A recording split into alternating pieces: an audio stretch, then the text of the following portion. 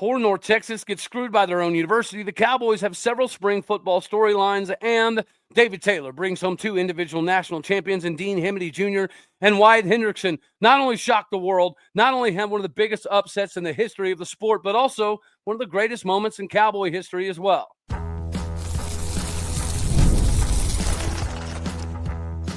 You are Locked On Oklahoma State, your daily podcast on the Oklahoma State Cowboys, part of the Locked On Podcast Network, your team every day. Howdy, y'all, and hello, all. Welcome back to Locked On Oklahoma State, your daily stop for all things Cowboy and Cowgirl related. My name is Cody Stovall. I want to thank you kindly for stopping by to make this your first listen. We're available on all of your podcasting platforms, visually as well on YouTube. Find me personally on X at All Day O State. Today, we're partially brought to you by Nissan. Make sure that you begin your next big adventure in the 2025 Nissan Armada. Stay with us for the Armada Team of the Week later on in the episode.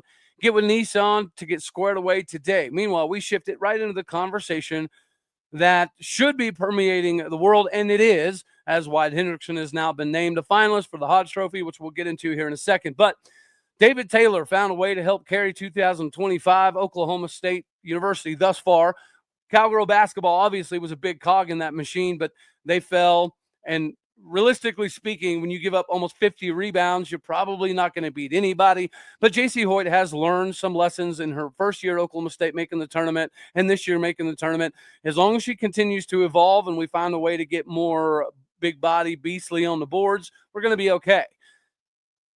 But thankfully, we do have David Taylor. And thankfully, he has put Oklahoma State wrestling close to back where it's supposed to be. Now, of course, the team title was always going to be Penn State's. They returned one of the most historic rosters in the history of wrestling from a points perspective. So that, of course, made sense. Now, the argument between Oklahoma State and Iowa, who's the second best, that really kind of fell by the wayside in Nebraska. Congratulations for Nebraska. They had massive moments when they needed them to end up in second place. But that ended up not even being the biggest story because Wyatt Hendrickson gets a W over Gable Steveson. And for everyone out there who's not big into wrestling, Gable Steveson is a 2-time national champion in NCAA. He's a USA Olympic-level gold medalist wrestler. He wrestled for the WWE professionally, and he also played a year of professional football with the Buffalo Bills. That is Gable Steveson. So it's great for the sport. It's great for eyeballs just to see something like that take place. And the beauty of it was, in the wrestling community, you can tell how massive of an ordeal it was because that stadium was absolutely going nuts for Wyatt Hendrickson, and 95% of the people in that building didn't care anything about Oklahoma State. They just liked to see phenomenal wrestling and the biggest upset likely in the history of the sport. That is what Wyatt Hendrickson provided us, which also launches him into a completely new category in Oklahoma State fandom, in my personal opinion. That performance, what he did throughout the course of the tournament, and especially in the championship match against Gable Steveson, was project himself into the same category and conversational pieces as your Barry Sanders, your Thurman Thomases, your John Smiths of the world. He was only at Oklahoma State for 1 year, so obviously that story could be a little bit more, built up if he were at Oklahoma State for a long time, but it doesn't matter. He came here for 1 year.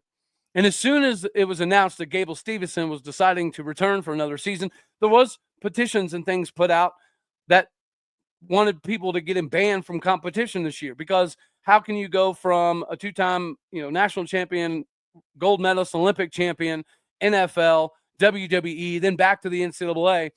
I personally was a big fan of it because I thought it was going to bring more eyeballs to the sport, which is good for wrestling. I also did never think that Wyatt Hendrickson was going to be able to pull that thing off. Now, we did have discussions before the whole thing started. I did have Dean Hamiti Jr. being our only national champion.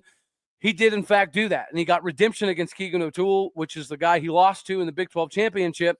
He's also the guy who didn't get to wrestle against whenever we went up against Mizzou earlier in the year. So we didn't really know what we would get out of Keegan, but we did see in the Big 12 championship for the first time really all season, other than the Iowa duel, Dean Hamiti was a little reluctant to get in there and pull off some of that Magic Man sauce. In a national championship scenario, you have to be careful. You have to be cautious, not put yourself in a bad predicament. He did that while also being aggressive enough to get the W and bring home a national title. That was somewhat expected, or at least you can anticipate that being a thing. But what Wyatt Hendrickson did is beyond the scope of comprehension. And as the new Hodge Trophy finalists have come out, let's not play games here. If Gable Steveson would have beat Wyatt Hendrickson, he would be up for the Hodge Trophy, which is the Heisman for wrestling. Now, the 3 finalists that have been named, obviously, Carter Starachi is going to be one of the biggest storylines, and coming into it, other than Gable Steveson, was likely the favorite to win it anyways. But let's take a gander at the 3 individuals that have been named to the Hodge Trophy finalist list. Number 1, Mitchell Messenbrink out of Penn State, 165-pounder. His record this year, 27-0, 0 pins, 18 tech falls, which is pretty crazy, 3 major decisions. He found a way throughout the course of the process to be at 88% when it came to bonus points. Next is Carter Starachi, the odds-on favorite outside of Gable Steveson to potentially win this award coming into it, the only 5-time national champion in the history of the sport. So I feel like there's definitely some competition there. This previous season, he went 26-0 with 6 pins, 10 tech falls, and 5 major decisions. Bonus points equaled almost 84%. Wyatt Hendrickson, 27-0, 13 pins, 13 falls, 8 tech falls, and his bonus percentage is up there in the 82% range as well. Mitchell Messenbrink against the NCAA qualifying level wrestlers went 13-0, 0 pins, 6 tech falls, and 3 major decisions. Let's go on now. Carter Starachi went 14-0 against 2025 NCAA qualifiers, and he had 0 pins, 6 tech falls, 4 major decisions, 3 decisions. And then you got to go to the big bad beast. Wyatt Hendrickson has a better record than both of them against ranked wrestlers at 17-0. And he's the only one of the bunch that has pins against the top competition. And he had 7 of them. He pinned 7 of the top 25 wrestlers in America, while Carter Starachi did not have that capability. Neither did Mitchell Messenbrink. You could make the argument that Mitchell Messenbrink is a potential USA Olympic level gold medalist kind of guy, as you could also make the same argument for Carter Starachi. But Wyatt Hendrickson just proved that he can beat an Olympic level gold medalist. He can beat somebody that was really dominating throughout the course of the year. Guys, it had been, I don't know if this is 100%, but I read something earlier that Gable Steveson had not been taken down in like 4.5 years or something to that effect. So the fact that he was even able to make that thing interesting was what I was hoping for, right? That was the anticipation. Hopefully Troy Spradley put together a good performance, which he did, just fell short in the end. Going to overtime has not really been great for us this year, and unfortunately, Troy Spradley's scenario, it didn't really work out in our favor. And then you go Dean Hamiti Jr.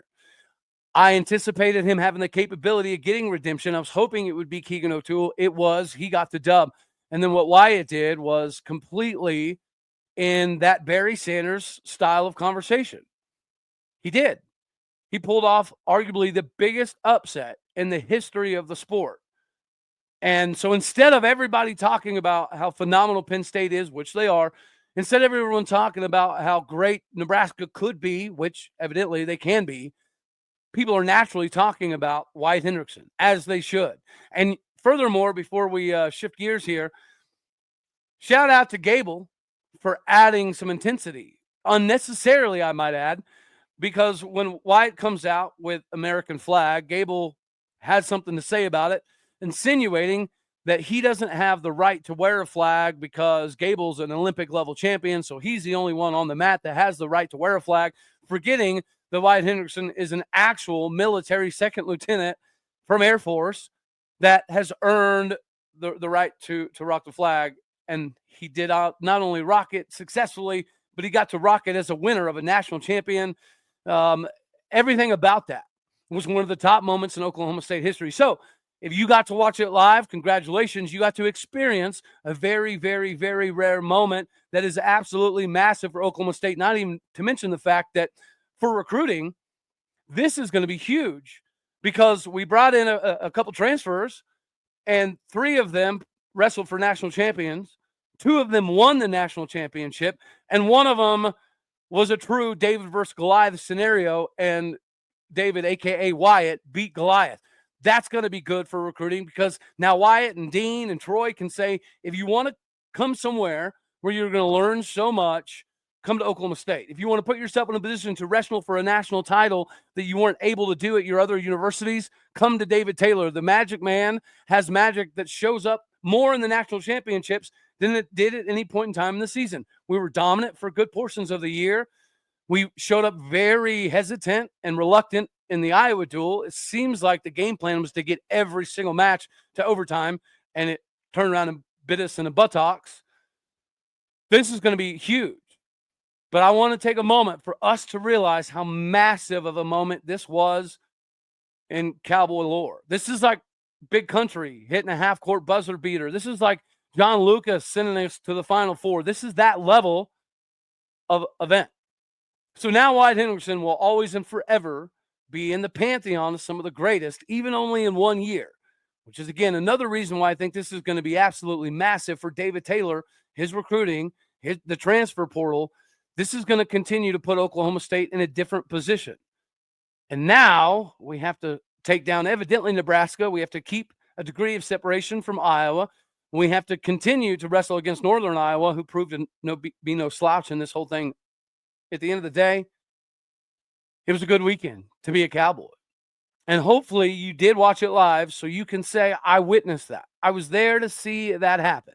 And even if you were just part of the people that watched the highlights and the clips coming out, this puts Wyatt up in the stratosphere of the greatest of all time to throw on a singlet at Oklahoma State. And that is definitely saying something all by itself. Speaking of saying something all by itself, have a reliable rig. That says something.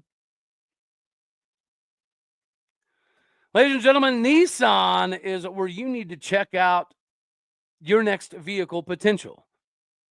Our new friends at Nissan, our old friends, have a new Nissan Armada just for you. Each week, our Locked On basketball college experts are picking one team that stands apart. From top-seeded stars to the unexpected upsets, the Cinderella stories that are brewing, our guys have showcased the strength and sheer power needed to push their teams forward. This week's Nissan Armada clear-cut team of the week is the Arkansas Razorbacks. Despite losing their first 5 SEC games, Coach Cal has found their way to fight through a very difficult tournament bracket thus far, beating KU, beating St. John's, which likely screwed up a lot of people's brackets. And now they have the opportunity to accomplish something absolutely massive. They accomplished all of this so far without their second leading scorer, Boogie Flan, and he's been out for most of the SEC play, and without leading scorer and rebounder, Adu Thiero. So far, the NCAA tournament has been able to help these individuals. Adu, I can't, whatever.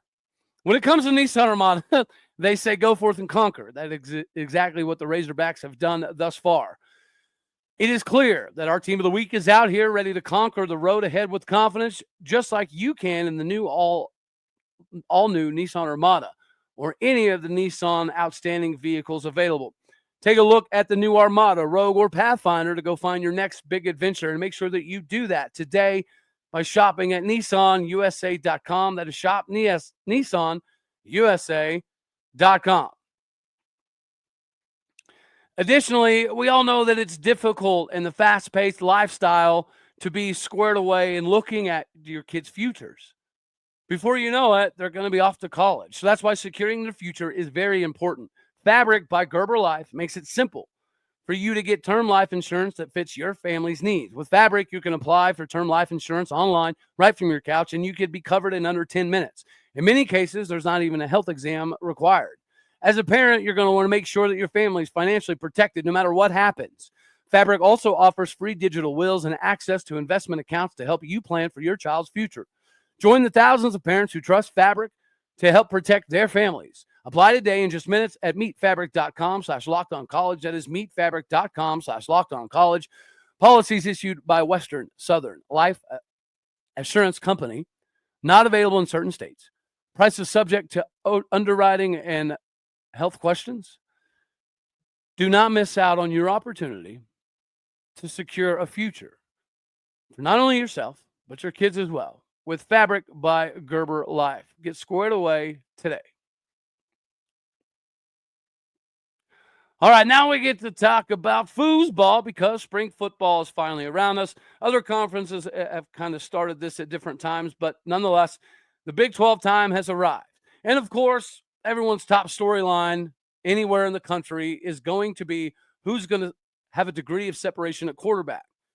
Oklahoma State, especially is in a scenario where this is a very big deal for us.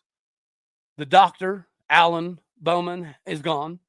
Typically, this would favor the returning veteran that's been here for multiple years in Garrett Rangel. But this is not the same offense, right? We do not have the same staff.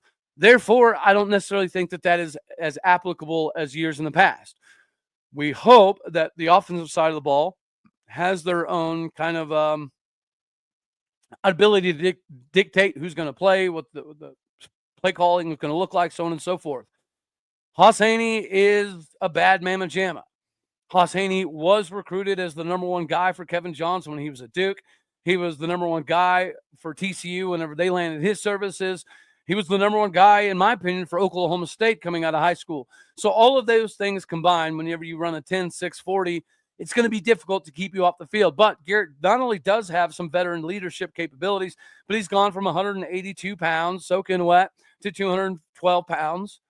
He's been able to increase his 40 time significantly. We saw that in the BYU game.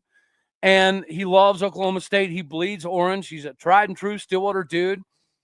So he's the epitome of loyal and true that will have a decent amount of capabilities athletically to make some things happen, not to mention the fact that his ability to read the field should be more advanced than Haas Haney. But then you also have Milwaukee Smith, who came in last year as a true freshman and proved that he was very adequate to be a starter at this level. We didn't have the greatest offensive line last season. We didn't have the greatest defensive line or defensive backs or whatever the case may be, yet we still found ways to have some individual success here and there.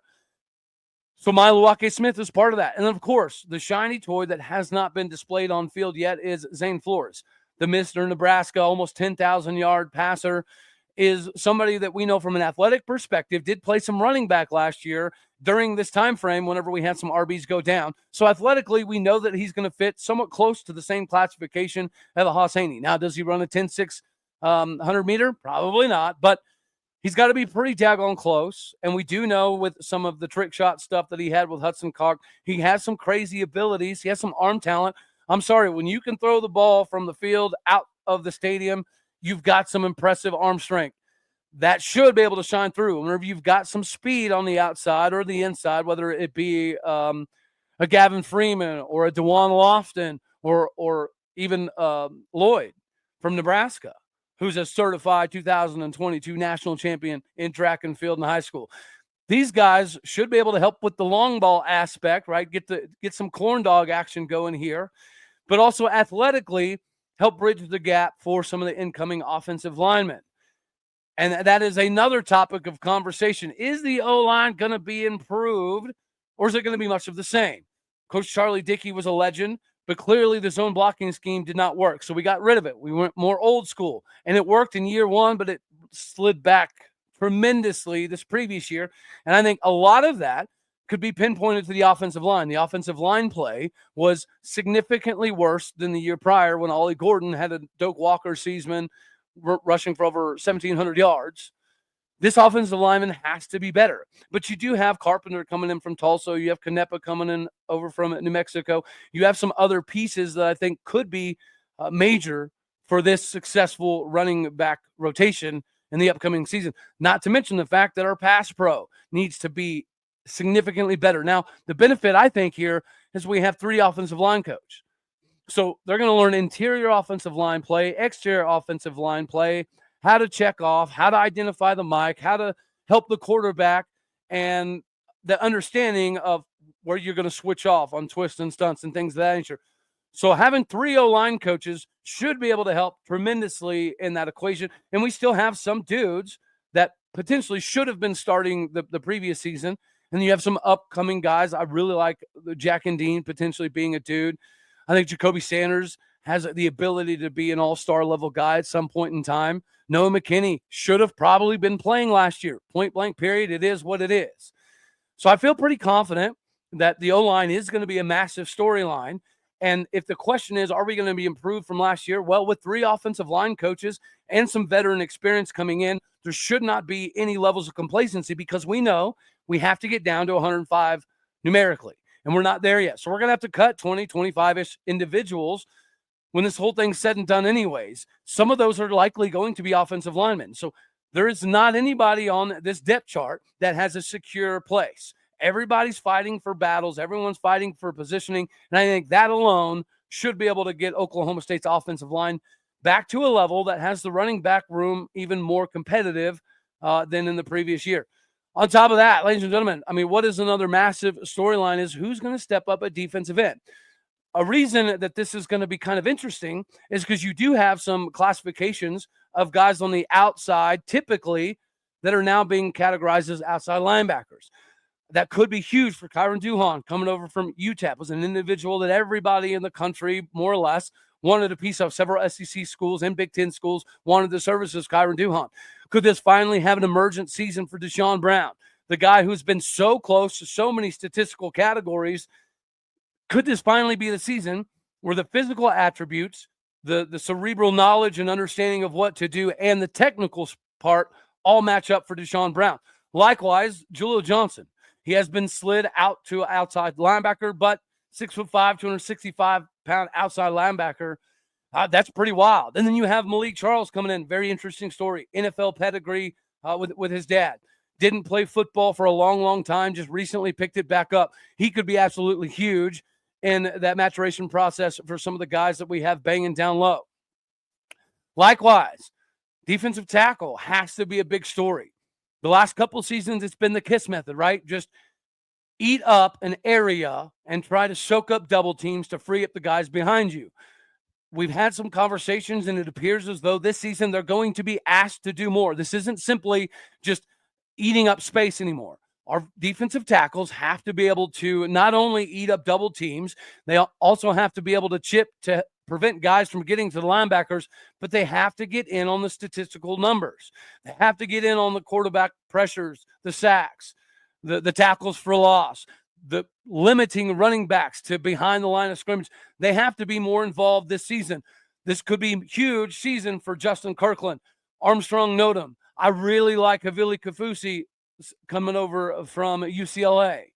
Could this be a year that Patrick Ojo finally sees a little bit more of an understanding in his role? This is going to be something big for the defensive line in general. In order to a 4-3 to work, or even if we're going to mess around occasionally with the 3-4 style look, whether you're going to have a Jaleel Johnson, Malik Charles kind of guy standing up on the outside, or you're going to have him put your hand in the dirt next to a Kyron Duhan or a Deshaun Brown. We have to have more from them this season. They have to be involved in the statistical categories, or it's going to be a long year. On top of that, maybe the biggest question is, what is the back end going to look like? Because we are going to talk about Corey Black. He just put up some insane numbers at the Pro Day, which, I mean, I don't know. For having that level of skill, talent, and capabilities, we didn't see it a lot this previous season. Really like Jalen Davies coming over from UCLA. I think J.K. Johnson still has that 5-star potential that we haven't seen yet. I think the same could be said for Chindavian Bradley. Is he going to play the outside linebacker spot? We don't know. Is he going to play defensive end? We don't know. Is he going to do a hybrid? We don't know. But what we do know is 138th in the country defensively is not going to cut it. In a league that is typically built on running backs, right? Your Ollie Gordons, your R.J. Harveys, your D.J. Giddens, your Todd Brooks of the world. This is going to be a little bit different if you cannot shut down the run. So let's say the defensive line is improved and we do shut down the run. It doesn't matter if you're 140th in pass defense or whatever the number it was. I love Nardo, but that was horrendous. So whether it be matchups or finding ways to isolate individuals on the offensive side of the ball, we have to do something. But I'm a massive believer in Jules Montanar. Jules Montanar has sent several dudes to the NFL. Double-digit guys have been drafted in the first 3 rounds under Jules Montanar's leadership. That alone should inspire us. We promoted Greg Brown. We didn't keep but a couple people from the previous staff.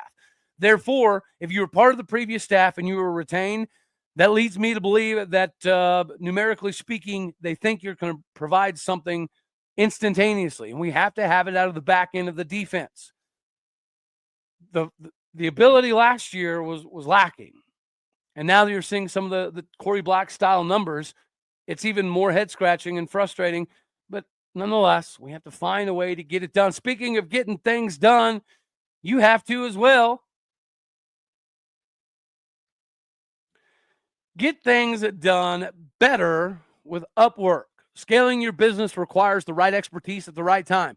Upwork can provide you with specialized freelancers in marketing, development, designs, and more. These experts are going to be ready to help you and your business go to the next level.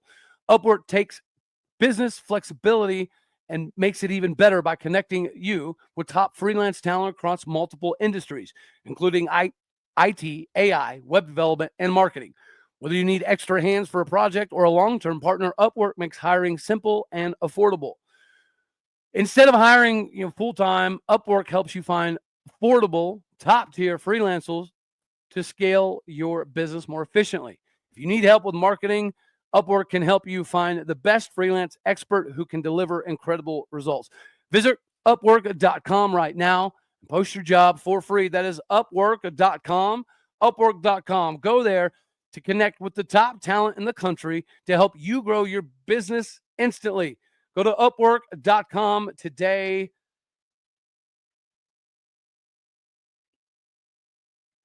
All right, now we get to finalize this thing here with the Cowboys, moving on to what essentially is the Elite Eight of the NIT. And there were some big names in this ordeal, right? So this isn't like, this was just the backups of all backups. There were some teams in here that likely could have made the NCAA tournament. And of course, you have some guys like NCAA that decided, or West Virginia, decided not to be in this. But guys, you've got Davidson in here. You've got Florida Atlantic in here. You've got Bradley in here. You've got St. Bonnie in here. You've got St. Joseph's, Georgia Tech, North Texas, Wichita State, SMU, Arkansas State, St. Louis. Some of the who's of the basketball community are in this tournament, yet we're down to essentially the Elite Eight. Oklahoma State gets to take on North Texas. North Texas team who has a better record. North Texas team who has, to some degree, more consistent proof of success during the season. Yet because of a staff luncheon, they have to come to Stillwater, Oklahoma. What are we, like 2-15 on the road? And we're like 13-3 at home. And now they have to come to Stillwater because the staff of the university didn't want to change their luncheon. They could have gone to so many different places. How egregious is this for them to put their university, their basketball team, in a bad spot? Because for Oklahoma State, right, rebuilding year, NIT, it's very acceptable. For a team like North Texas, they have aspirations of doing more and climbing further. So this is a very big deal for them to win the NIT, because it does kind of catapult them into a different trajectory for their transfer portal and things of that nature as well. Yet they have to come to Stillwater. And I will say that suits us very well. As we all know, we're a different team inside Gallagher Iba Arena. My conversation has been Steve Lutz just protected Gallagher Iba. He's done that, and now North Texas has to come to Gallagher Iba. Guys, if this was on the road, this is likely a loss, point blank period. But the fact that it's at home means that North Texas is getting screwed by their own administration. So if they lose, that's partially on their own university, because Oklahoma State in Stillwater and Oklahoma State on the road are light years different. Now, you're definitely seeing some steady improvement out of Steve Lutz Ball Club. And plus, we're making this NIT run without our most, athletic individual in Chi Avery. But thankfully, he's not part of this equation. He's not part of the picture. He needs to go on and do something else in life, go play somewhere else, whatever the case may be, get prepared for the draft. But regardless, we're doing this without Chi Avery. So I think that does accentuate the improvement that Steve Lutz has made throughout the course of the season. This is an opportunity for Steve Lutz and the Cowboys. It kind of stinks for North Texas that they have to come to Stillwater, because they're even a different team on the road. But it is what it is. We are where we are. And now we get to kind of sign off here and Get ready for more spring ball talk. All right, y'all. So we're going to have for this one right here. As always, I love you. God bless. Go Pokes. Thank you for tuning in to make this your first listen here in Locked On Oklahoma State. You could be anywhere, so happy you choose to be here. My podcast and people out there, do what you do. Leave the stars. Hit a review. Later, Tater.